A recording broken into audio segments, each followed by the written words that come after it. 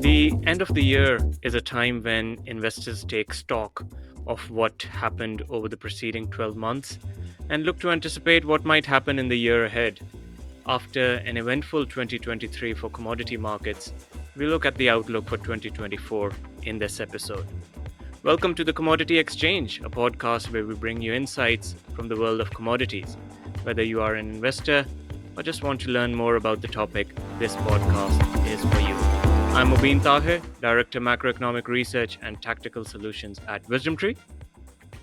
And I'm Nitesh Shah, Head of Commodities and Macroeconomic Research here at WisdomTree. Before we begin, I do need to state the following. To clarify, the views and opinions expressed in this podcast are those of WisdomTree and are subject to change. Anything we present in this podcast is not intended to be relied upon as a forecast, research, nor as investment or tax advice. The information and opinions expressed in this podcast are not a recommendation, offer, or solicitation to buy or sell any securities, and reliance upon them is at the sole discretion of the listener. Please remember, past performance is no indication of future results. A note for our audience, in this discussion we will refer to WisdomTree's Outlook. If you wish to read the full report, you can find it on our website, wisdomtree.eu.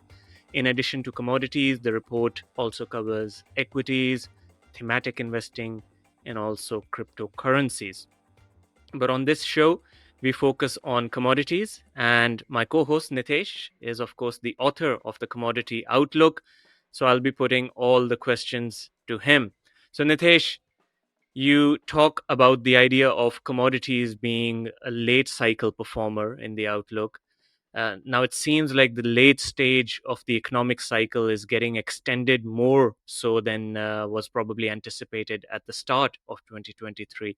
Does this bode well for commodities in your view?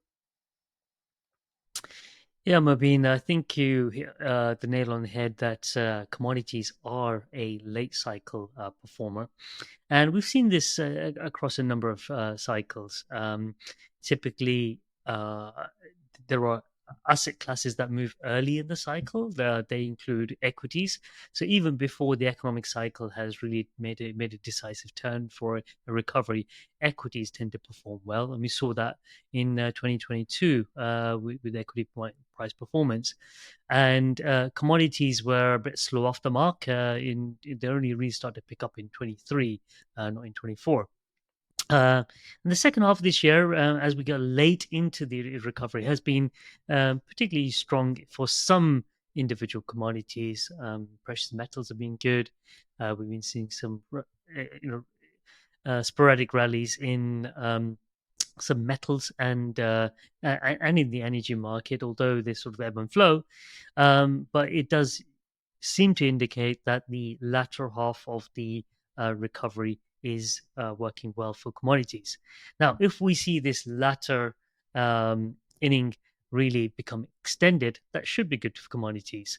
And we've gone through most of 2023 with the market somewhat nervous about um, a recession arriving at some point in time, but that's been you know, somewhat been displaced with more of a soft landing narrative.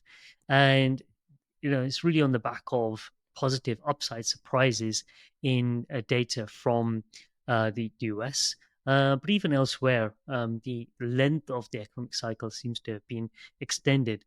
A soft landing is going to be better for commodities than a hard landing.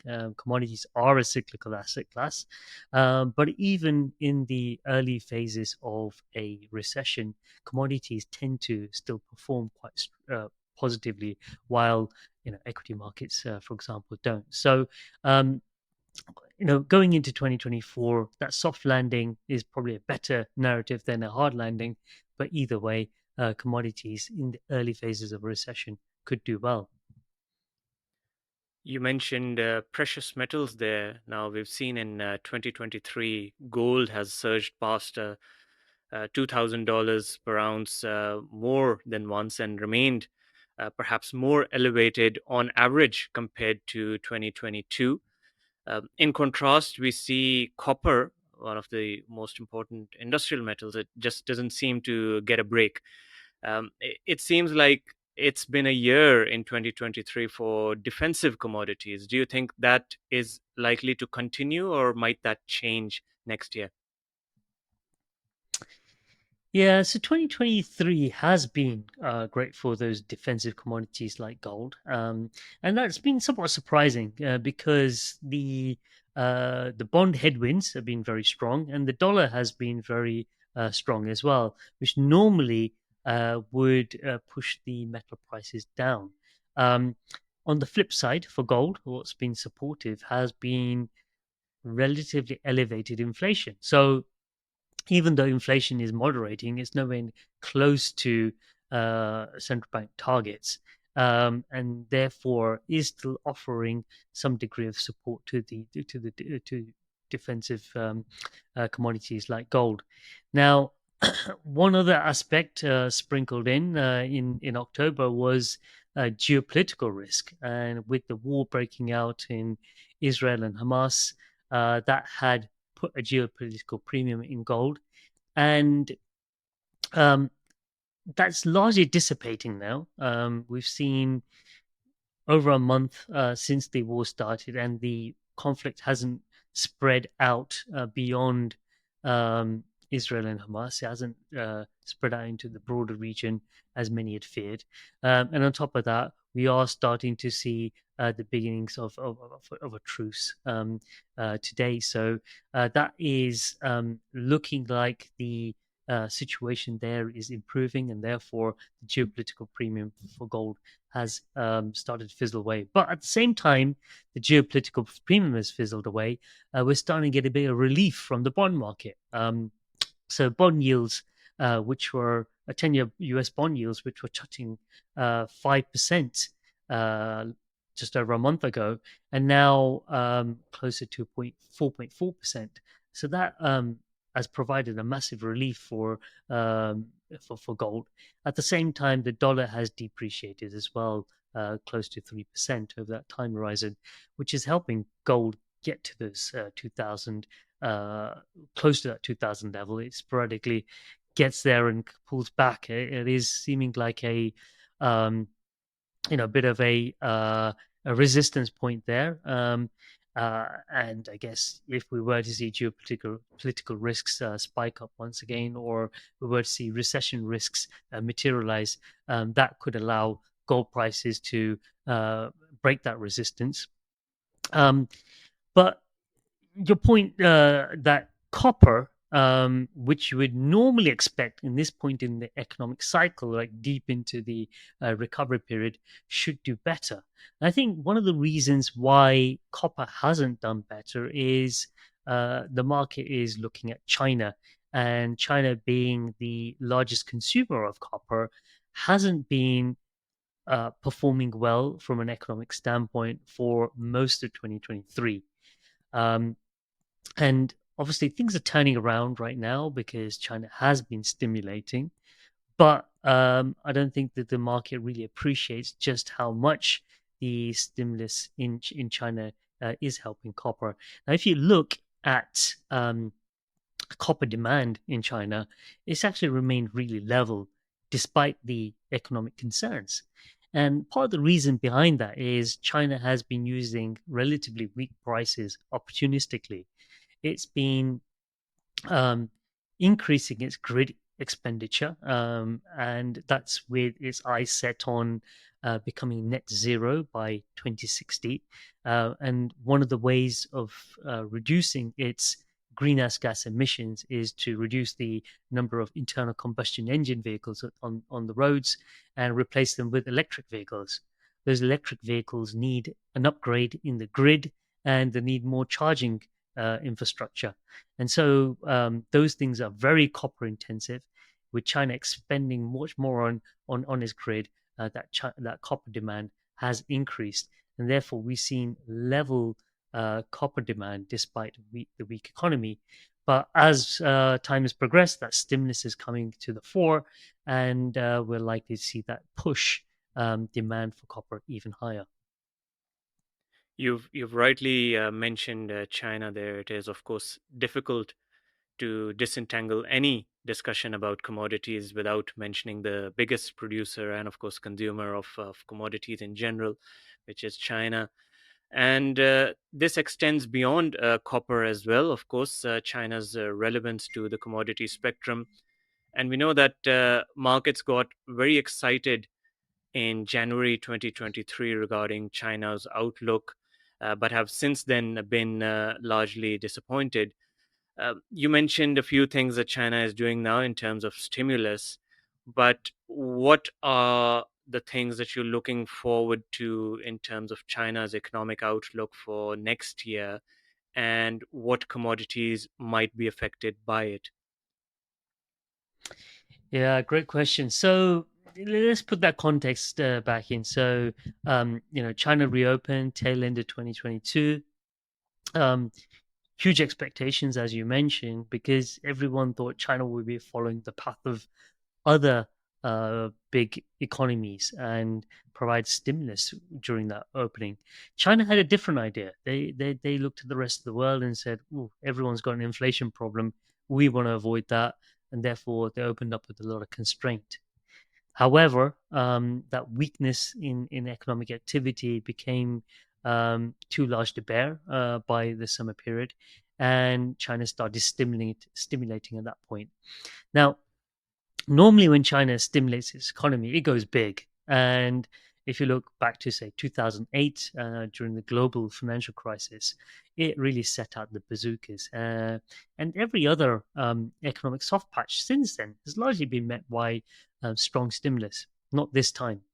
China did lots of micro stimulus activities throughout the course of the summer, up until today.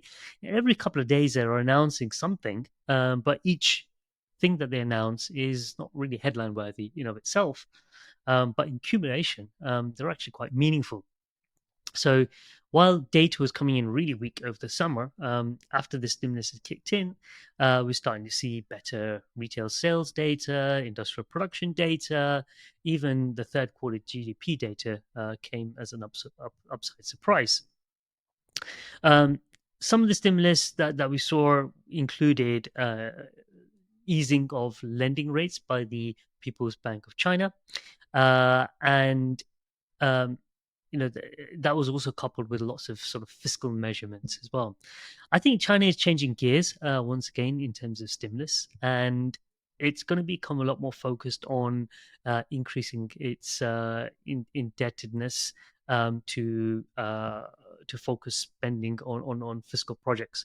So in mid October, China actually had a budget review, and it rarely does that. The last time it did that was in 2008 after its earthquakes in Sichuan, and the time before that was in the um, late 1990s during the Asia financial crisis.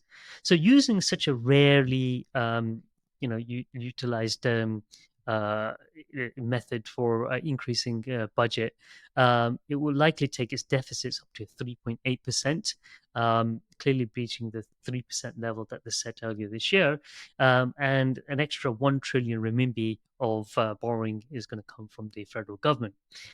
And what the federal government is probably going to use with that, I mean, it says it's for disaster relief, but mostly it'll be spent on helping the local governments actually move more of their debts off the shadow banking market into the transparent markets and ease the hurdles towards getting more spending into places like the real estate market, which has been one of the strong drawbacks of the Chinese economy. Real estate sector has been very slow to recover, and very little stimulus has been offered in that area so far. Um, Added to that, China is using the policy banks to streamline investment into the real estate sector, particularly helping households borrow. And more recently, they're going to provide direct unsecured loans to real estate companies. So they really are sort of targeting this area. Now, what that means for commodities, you know, what we saw earlier this year there was a lot of a focus on um, stimulating outside of the real estate sector, trying to get consumption levels outside of the real estate sector up. So that was very good for a lot of the base complex in terms of demand.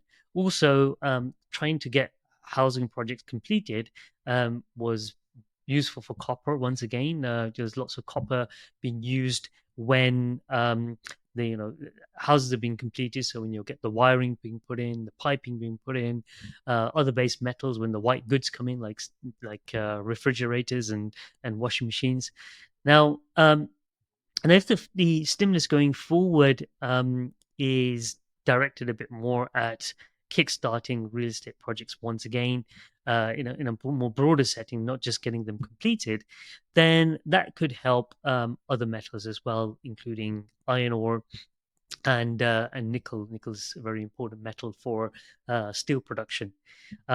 Once again, it's going to be relatively constrained. We're not talking about 2008 over again, but we think that there's going to be a bit more of a broader um, support for the economy, including real estate, and that could be also quite supportive for the energy complex.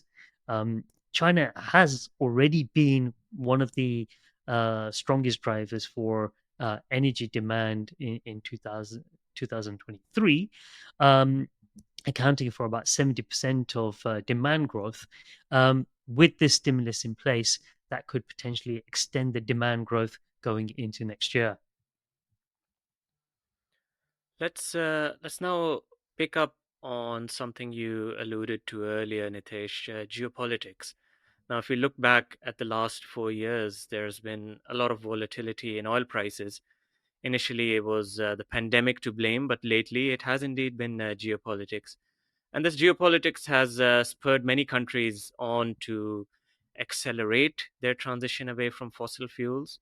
But even when it comes to the metals needed in the energy transition, it is not a case that every country can just produce as much as they desire. So, talk about the evolving production challenges that the world faces when it comes to these critical raw materials. Yeah, and your question comes at a very timely point. So this coming week, COP28 commences, on 30th of November, which is a time for policymakers to take stock of what progress they've made for meeting the net zero targets and figure out where all the holes are. And it's clear that to be able to meet the aspirations of the Paris Agreement, which is to limit temperature increases to just 1.5 degrees above pre-industrialized levels, um, there needs to be this so-called energy transition. We need to move away from hydrocarbon dependency, so that's coal, oil, natural gas, towards more renewable sources of energy, and implement technology that can utilize those more renewable sources of energy. For example, in the transport market, moving to electric cars away from internal combustion engine vehicles. Now, the interesting thing is that the COP28 is hosted in Dubai, in the United Arab Emirates, putting this important meeting in a petrochemical state is sending an important signal, and that signal is that all countries need to be involved in the effort for decarbonization, including the big producers of hydrocarbons. Um, so it's going to be quite an interesting set of policy meetings that we'll see ahead of us. But what I think the light will be shone on is that to be able to make this energy transition, we need lots of more metals. We need copper for what we just discussed earlier on, improving the grid, providing charging infrastructure for cars. We need nickel for cathode active material in batteries. We need aluminium for lightweighting a lot of the technology, so that less energy is needed to, say, move vehicles around or move machinery around. Um, the energy transition is particularly metal intensive, and we believe that almost every metal, every base metal that's involved in the energy transition will see at least a doubling of their demand by the year 2050. And in some cases, some materials like cobalt and lithium are going to see lots more demand. In the case of lithium, possibly a tenfold increase. In the case of cobalt, possibly a sixfold increase. Now, the problem that exists right now is that a lot of the production of these materials comes from just a few countries. Um, just taking the mining sector, if you take cobalt, for example, close to 80% of the world's cobalt comes from the Democratic Republic of Congo. If you take a look at lithium, more than a third of the global lithium supply is coming from Australia. Um, Such huge supply concentrations in just the mining are a problem. But when you start to look at the further downstream and look at refining of these materials, we see huge dominance of one single country, and that seems to be China. Across all the base metals and all the energy transition materials, China dominates. Um, Now, the US and Europe have recognized this as a problem in their strategy for energy transition. Um, and bearing in mind, they've already gone through some of the problems of supply concentration in hydrocarbons, for example, with Europe's strong dependency on Russia for its hydrocarbons, natural gas, and oil in particular. That was really highlighted in 2022 when the war broke out in Ukraine. Scrambling for new sources created an energy shock. I think the Western world is keen to avoid these problems going forward and want to diversify their sourcing of critical raw materials that are needed for the energy transition. So in the US, you've got the Inflation Reduction Act, a piece of legislation that's really badly named. It won't do anything for reducing inflation, possibly increase it considerably. But the whole idea behind the Reduction Act is to provide tax credits to provide an incentive to bring more of the production and the value chain of these raw materials into the US borders. Repower EU, which was designed to help Europe wean off Russian hydrocarbon dependency, has a lot of money that will be spent on the energy transition, because the best way of reducing Russian dependency is to move towards more renewable sources of energy. And then you've got the Critical Raw Materials Act, which has been seen large, broad approval from the Parliament and Council of the European Union just 2 weeks ago, and will go into the final stages of its tripartite negotiations. Now, this Critical Raw Materials Act, basically, the EU has identified the materials that are strategically important and have a a strong economic impact on its economy, and they have identified within all the materials that it's consuming what are strategic raw materials, and for those they will have a certain requirement in terms of how much of the refining needs to take place in the EU, how much of the materials will need to be from recycled sources. And it sets about quite an ambitious agenda for sourcing this material. Unfortunately, there are massive knowledge gaps. So the EU has to build some of these industries up from scratch. And I think that will be a time-consuming process. Indeed, the IRA and CRM and Repower EU all may be seen by China as acts of a trade war, because they will start to restrict the amounts of imports from China. Now, that could lead to tit for tat retaliation. And once again, we believe that will be something that will be uh, will drive the prices of these raw materials up. So all in all, we're expecting this process uh, of a green transition to be leading to a force that we call greenflation, increasing the prices of these energy transition materials. And we believe that one of the best ways of hedging against this will be investing in the commodities directly. Excellent. So, Nitesh, for the final question, I want to explore a broader topic. Whether we are talking about the future or whenever we are talking about the future, it is prudent, I suppose, to acknowledge that there are always unknowns, which quite often can be the biggest market movers. And commodities are, of course, a diverse bunch. Now, is there a way for investors to hedge themselves at least as much as possible against those completely unforeseeable risks when investing in commodities? Yeah, there are a lot of known knowns, but there's lots of unknown known knowns, right? So, known unknowns are great because then you can at least say where you at least define where your blind spots are and put some risk management tools in place to hedge there. But the latter unknown unknowns are really difficult. Now, what we found is that if you look just back in even the last couple of years, commodities have been amazing at hedging against things that people haven't expected. We talked a little bit about the energy crisis of 2022. Um, nobody really saw the war breaking out in Ukraine.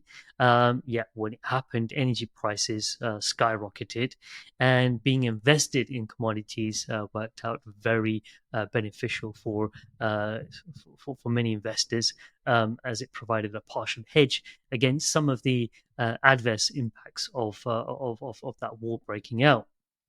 Um, and looking forward, we think that we are probably going to see a lot more shock events take place. Um, we talked a little bit about this energy transition that's going to lead to that so-called greenflation. But how many central bankers out there are factoring this in as part of their central, inflation targeting framework? I think very few.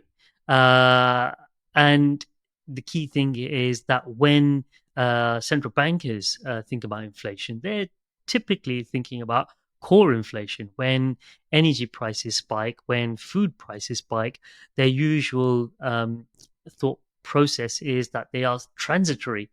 Yet we're probably going to go into a world where energy price increases and metal prices increases in particular that were very useful for the energy transition are not going to be in a transitory mode when they increase. We could be heading into a metal super cycle.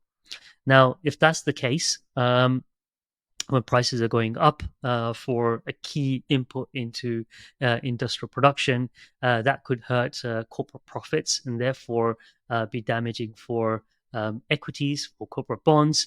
But on the flip side, commodity prices could be rallying. Therefore, we believe that investing in commodities will be a nice hedge towards what is a big macro risk that I don't think the policy framework at the moment is really incorporating. You have one segment of policy making um, administrations, the governments signing up to all sorts of new climate targets, and they haven't quite got the policies in place yet to even meet those targets. But when they do roll them out, and possibly they may roll them out quite late, we may find the supply demand balances for the materials being sort of woefully short, and therefore we may see a scramble for prices after a period of relatively calm commodity prices. And so that pricing signal, the lack of the early pricing signal, may lead to very sharp increases and spikes later on. And once again, the best way to hedge against that is investing directly in those commodity futures. Excellent. So, with that, we'll conclude our discussion for this episode. Thank you so much, Nitesh, for all of your insights today. And thanks everyone for tuning in. We hope you've enjoyed this episode of the Commodity Exchange. If you want to hear more from us, please subscribe on whichever platform you're using, and please do take a moment, rather, to leave us a 5-star rating. You can follow us on LinkedIn or X at Nitesha WT and at Mobeen Tahir WT. And if you want to learn more about commodities, visit WisdomTree's website, where we have a wide range of research materials and insights, including the outlook that we talked about in this episode. See you next time.